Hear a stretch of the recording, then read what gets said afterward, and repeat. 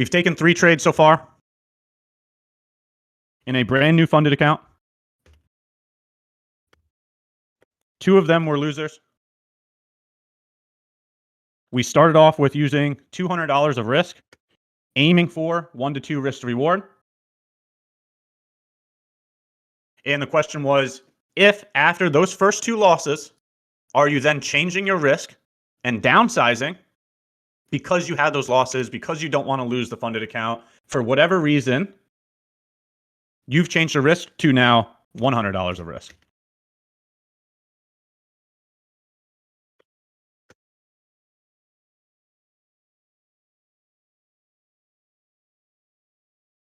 Let's look at those results.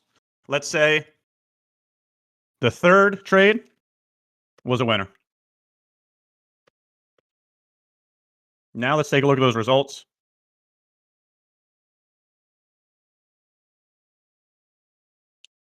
So you'd have $400 in losses, right? The first 2 trades were $200 of risk. The first 2 trades were losers. That means that's minus $400 there. Then your winner was plus $200, right? Because we changed our risk, and 1 to 2 RR on $100 is plus $200, right? So overall results would mean you're negative $200. Do you see where I'm going with this? Do you see where I'm going with this? Did you change your risk because of some kind of emotion? Did you change your risk because of some kind of result? Or are you going to choose to fall in love with the process and allow the results to be a byproduct? Because there's going to be a huge difference here, right? So here's your first example. Now let's move over to the second example where we do not change the risk. So I'm not going to write all this out again because we're using the same exact information. 3 trades.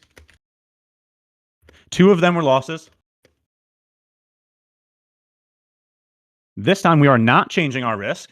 It's $200 of risk for 1 to 2 RR. Right? So now, after 2 losses and 1 win, you have $400 in losses, and you have $400 in wins. Right? One win, $200 of risk at a 1 to 2 risk to reward would be plus $400. 2 losses at $200 of risk would be minus $400. So now you're talking about a difference of being break even. You're talking about a difference of being break even or in the red. Do you see the difference there? Do you see how important risk management is? Okay, that's great. But how do you actually keep that risk? Right? Like how do we take this idea? Because this is the idea we want here. How do we take this idea and implement it on the chart? Right, so this is your first option. Using the same exact contract size, using the same exact points to invalidation every single time. You're defining the fact that you will absolutely only have minus $200 as a result every single time if you do that. This is option 1. Okay, but then how do you implement that on a chart? In my opinion, invalidation on a chart is a specific location. It's not a risk management. Okay, so what I'm trying to say is I execute the unicorn model, right? So when I define what a invalidation is, it's always going to be the swing point, the swing high of the setup, or the swing low of the setup. In my opinion, invalidation should always stay here. Okay, if we know exactly where invalidation is, then we can execute aligned with that, right? So now using the example that we just explained, right? We're always putting our invalidation here, right?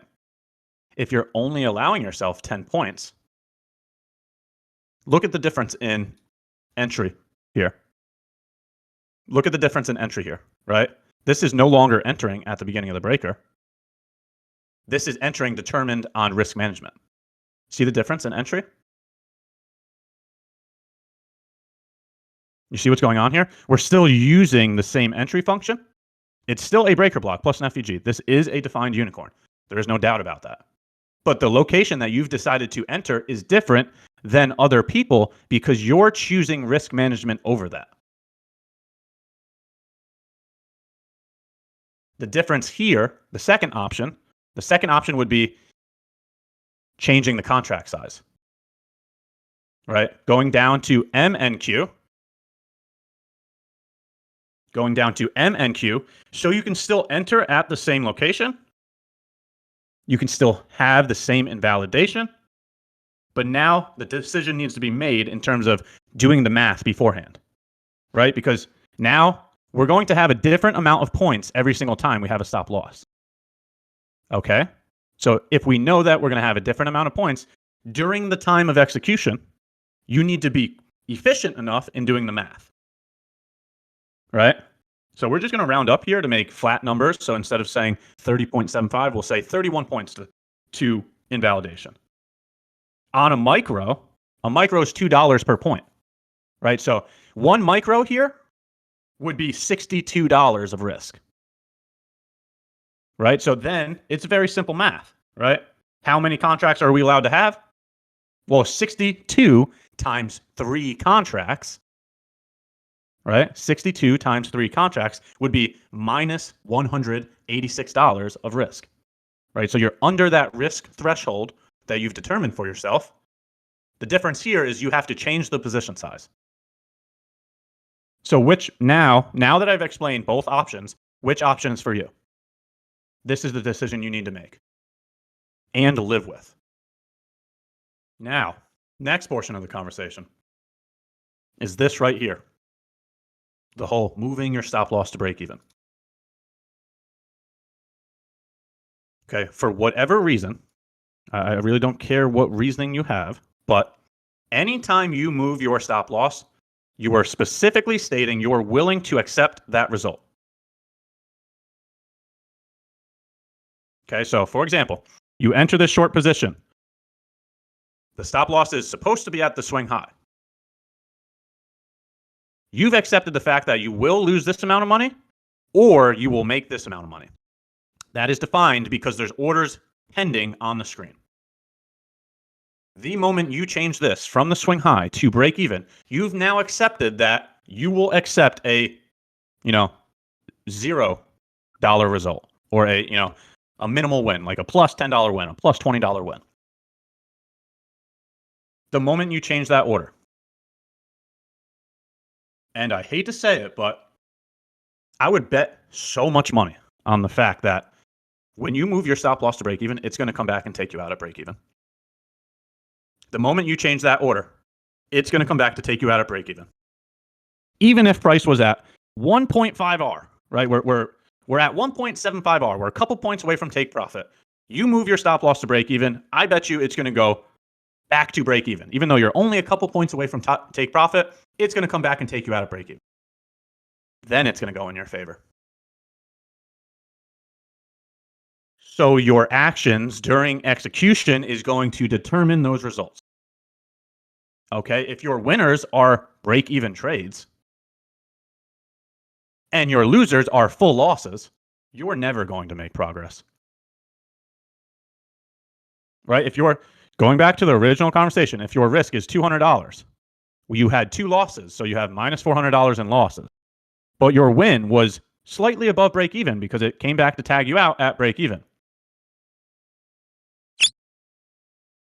Right? Now you're going to be deep into the red because you have minus $400 of losses and your win was only like plus $10. You're going to be deep in the red. Your account will be deep in the red.